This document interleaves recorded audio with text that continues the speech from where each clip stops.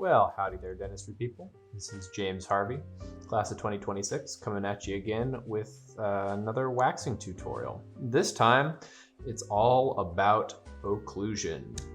So today what I'm going to do is I'm going to show you a couple of different examples. The first one is going to be obtaining occlusion between number 9 and number 24. And then I'm going to show you how I like to get occlusion on posterior teeth. And I'm going to be using 30 to demonstrate that. I've already waxed up number 3, so we have a nice opposing tooth to check our contacts against. To start off with, what I've already done is I've shaved down the lingual surface of number 9, because you all know by this point how to wax a nice maxillary central incisor. I'm not worried about that. Heck, most of you probably even have a decent idea of how to wax up a molar, posterior teeth.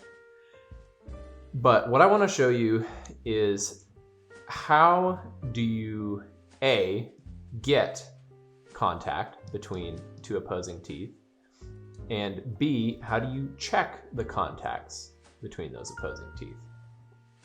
So what I'm going to do to start off with is I'm going to build up the lingual anatomy of number 9, because that's really fundamentally what lies at the core of occlusion here, is using and leveraging your knowledge of the tooth's anatomy. So what we're going to be relying on here a lot are the marginal ridges and the lingual fossa ridge that we have here that you can see on number 8. So I'm going to be building those up in order to get us the contacts that we want. And where we're going to want them is we're going to want one contact between the incisal edge of 24, the mesial incisal edge of 24, and the mesial marginal ridge of number 9, the distal incisal edge of 24, and that lingual fossa ridge of number 9.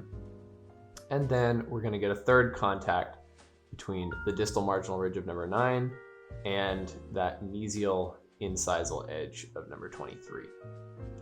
So first of all, what I'm going to do is I am just going to start to draw on with wax those marginal ridges. And it won't take you very long. And really at the end of the day, occlusion is just using the anatomy of the teeth to your advantage.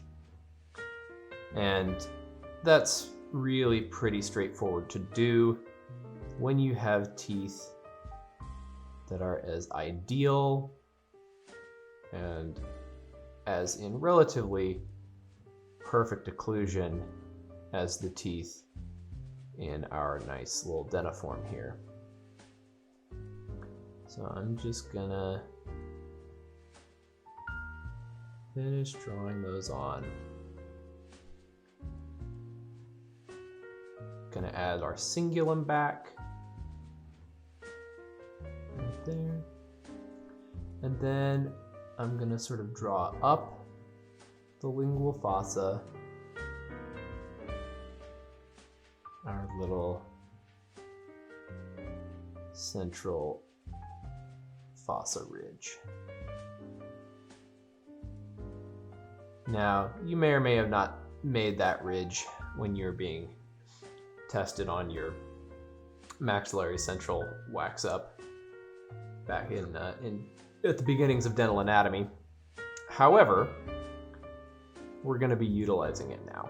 So once we've added on more of that lingual anatomy, I'm pretty satisfied that that's nice and even and a good sort of mirror image of number 8.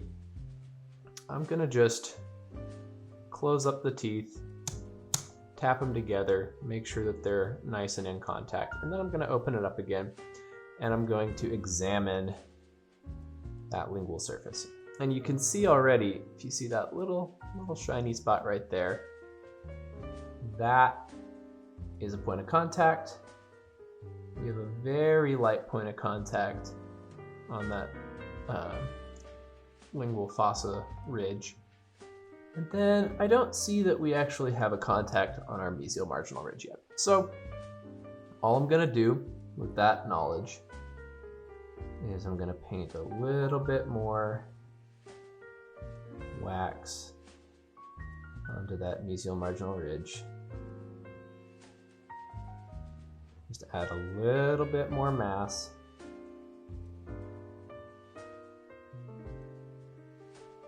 Just like that.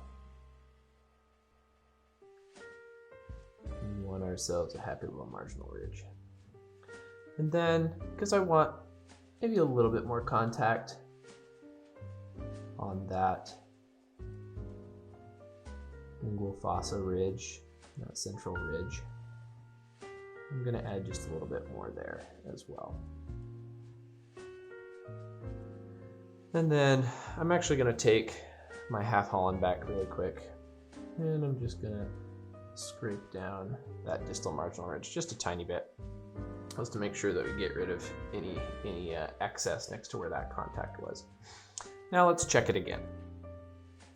Give it a nice couple taps. And would you look at that? We have ourselves 1, 2, 3 nice contacts there. So once you see in the wax that you have contact, I mean, it's pretty clear that you have contact, but you're not always going to have a nice medium like wax to show you exactly where your contacts are lying. So what I'm going to show you is two methods that we use quite often in upper division classes, like dentures,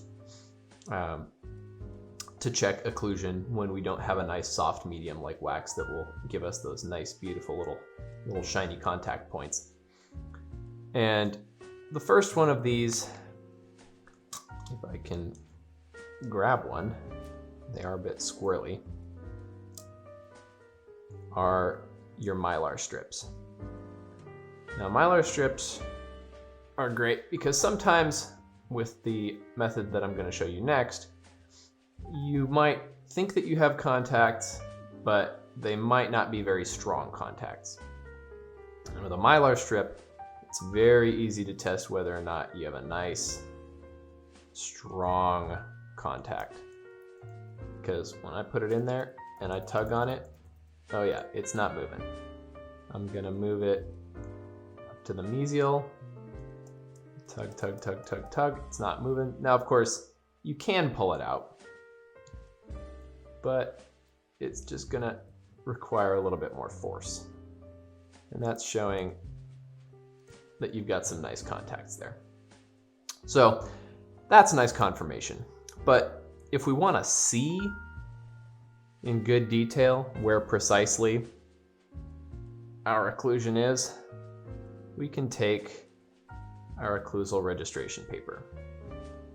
And all I'm gonna do is I'm just gonna put it between the teeth like this, do a little tap, tap, tap, tap, tap, tap, and then we can have ourselves a look. Now, you can see that we've got 1, 2, 3 contacts. Contact on the distal incisal edge of 24 is maybe a little light, but that could just be a function of the paper not leaving much ink there. Now let's check the lingual of number 9, and we can see that we've got 1, 2, 3 nice little red contact points. And there you have it. That is more or less how simple it is to obtain and check your occlusion once you have, nice anatomically correct teeth in, again, a very ideal set of teeth. Now, the reason why I stress ideal is because on your patients, on some of the dentiforms that you're going to be using in occlusion, the patients won't have as ideal, perfect, 100%, 100% ideal occlusion like we have here. And you may not get all of those beautiful contacts exactly where you want them. And you may have to adjust your teeth in ways that you might not at first think that you would want to or have to or need to. But it'll be a problem-solving exercise. So get your practice now. Get a handle on these kind of techniques for just knowing when and how to check. Make sure that you actually have good contacts and good occlusion, and it'll save you a lot of time down the road when you're working with less perfection. So now that we've gotten that taken care of, just remember, clean up your teeth. Make sure that you're making a nice looking product. If it was me, I'd probably spend a little time then to just shine up the lingual surface of my teeth. I'd probably spend more than a pass with the nylon, but just make sure that you're producing a nice looking product. And of course, once you're done beautifying, mind you, pay close attention, check again, because it's happened before and it'll happen again. People will, get their contacts, think, oh great, I've got it, and then they'll go in to beautify and they'll lose their contacts. So go back in, check with your Mylar strips, or check with your occlusal registration paper, like I'm gonna do again here. Tap, tap, tap, tap, tap, tap. And would you look at that? We have still got contact, exactly what we're looking for. So that's that. That is exactly what we're looking for on the anteriors. So to move on to the posteriors a little bit, what I've already done is I've already waxed up number 3, just to have something to be opposing our number 30. But I'm going to show you the technique that I like to use on posterior teeth to obtain my contacts well before I actually go in and make the anatomy look all nice, do any kind of secondary grooves or anything, do any sort of polishing. So I've started out with a nice wax up, and all I'm gonna do is I'm gonna show you how, if I then had to build up number 30, how I would go about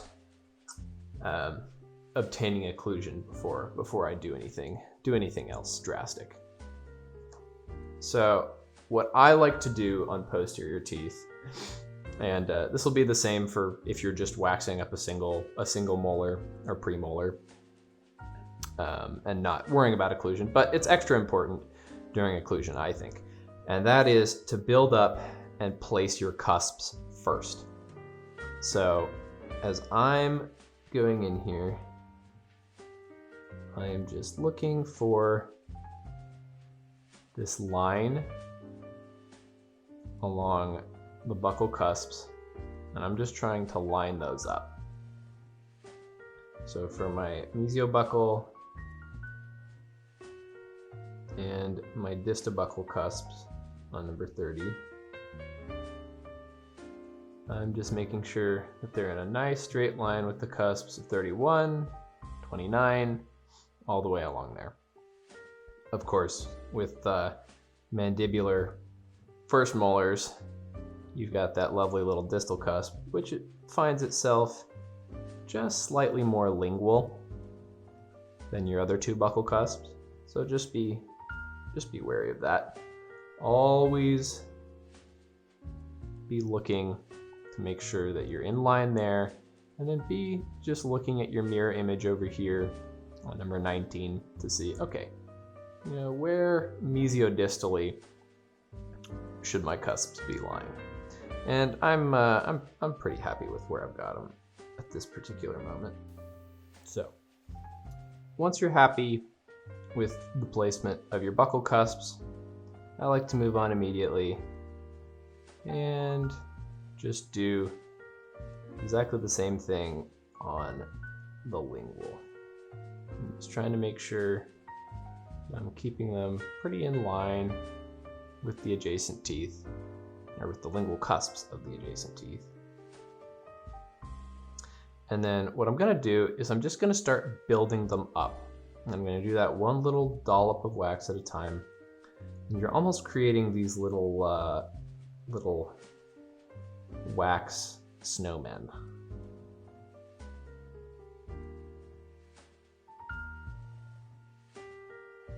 And what that's gonna do for you is it's going to allow you to build up your cusp height without really having to spend a lot of time, blobbing wax around. And as you do that, I like to add just a little bit of extra wax as a form of sort of scaffolding.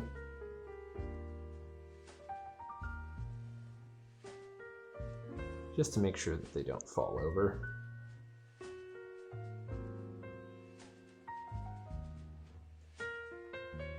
But once you've got your cusps more or less where you want them, and more or less at the height that you want them,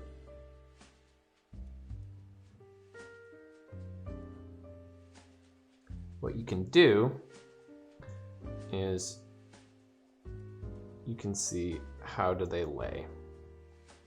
And I suspect that we're actually probably in a pretty good position, at least with our buccal cusps here. And yes, it looks like we have contact on our buccal cusps, and that's good. That's what we want. Yep, even left a little wax behind on our marginal ridge here, but that's good because that's pretty much exactly where we're gonna want our contact. So once we've got that, I am just going to start building out the cusps.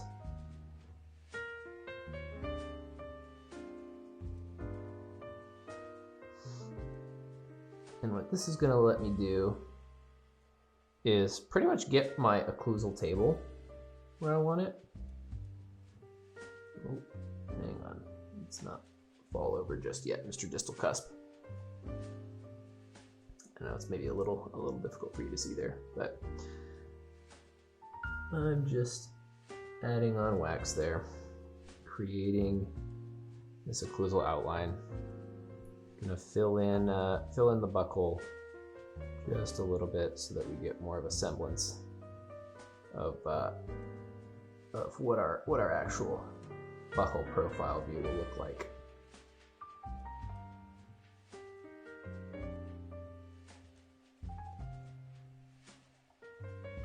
And at this point, I mean, you don't have to make anything perfect, but I would just like to start getting a sense for what the tooth is going to look like. And, if my cusps are more or less how I want them. And yeah, they're doing okay. Just gonna make sure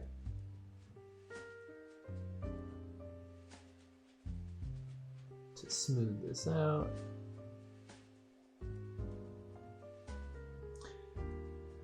So once you've got those, we're gonna want to pay attention to how, it's kind of difficult to see here, but how the lingual cusps of number 3 are sitting in that central groove of number 30. You can see that the mesiolingual cusp is probably fairly close to touching, and honestly, so is the distal lingual cusp. And we're going to want the distal lingual cusp to be hitting on that distal marginal ridge of 30. And we're going to want the mesiolingual cusp to be hitting right in one of the central fossae of number 30. So what that's going to entail is just starting to build up a little bit of that anatomy.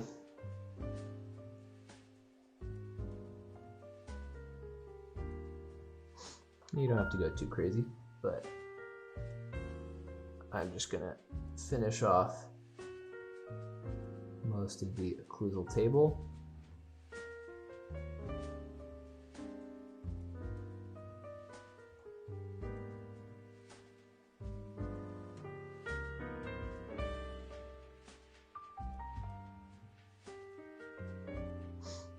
Build up that mesial marginal ridge just a little bit. Start to get that connected. Build up that distal marginal ridge into the distal cusp so that our lovely distal lingual cusp from number 3 will have some place to contact.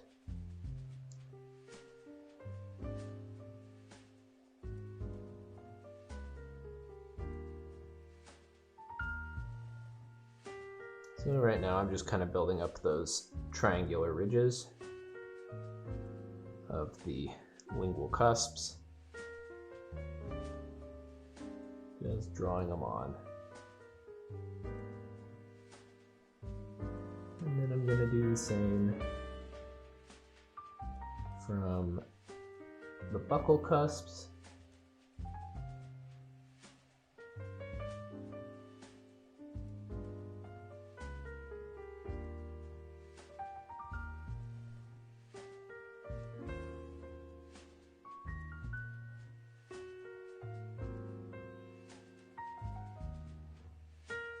at this point, we've got a decent semblance of our final morphology for number 30 here.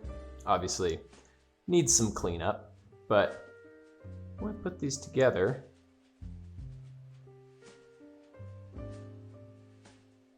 I'd wager that we're actually getting pretty close to having the occlusion that we want.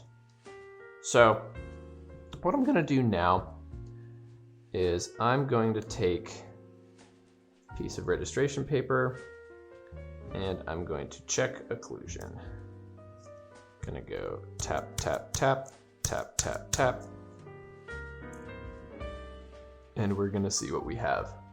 And would you look at that? We have contact on our distal marginal ridge. We have contact, well, it's contact on the distal lingual triangular ridge. And honestly, I want it to be a little bit forward. So what I might do on number 30 here is I might shave down that distal lingual cusp a little bit, or distal lingual triangular ridge of the cusp. However, we have nice contacts on our distobuccal and mesiobuccal cusps. And if we look here at number 3, we have a beautiful set of contacts on our distal lingual cusp, mesiolingual cusp, our central fossa, and our mesial marginal ridge.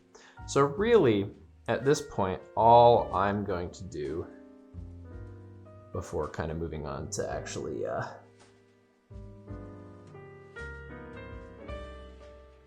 making this tooth look really nice is I'm just going to take down that triangular ridge a little bit with my half Hollenbeck.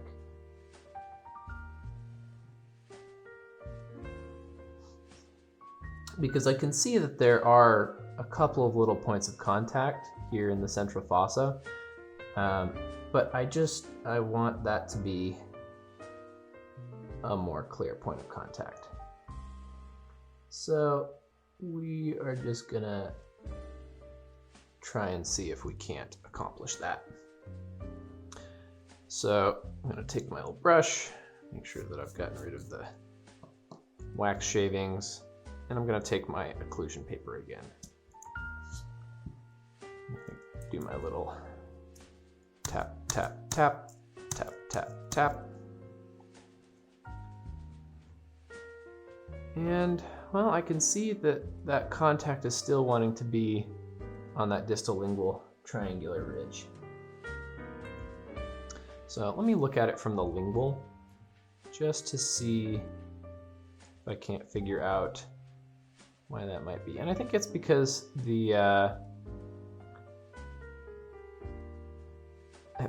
honestly, what I might do at this point is make a little bit of an occlusal adjustment to 3, because I think, even though it's a very nice contact, I think it's just a little bit distal of where I want it. So I'm just going to lightly with the half Holland back, go back and forth, just take down that distal element of the mesiolingual cusp, wipe it off just a little bit. I'm going to do a little occlusal adjustment on the triangular ridge here as well. Take that down a little bit more. And then let's check it again, because honestly, occlusion can come together very fast. Tap, tap, tap, tap, tap, tap. And let's see what we're working with.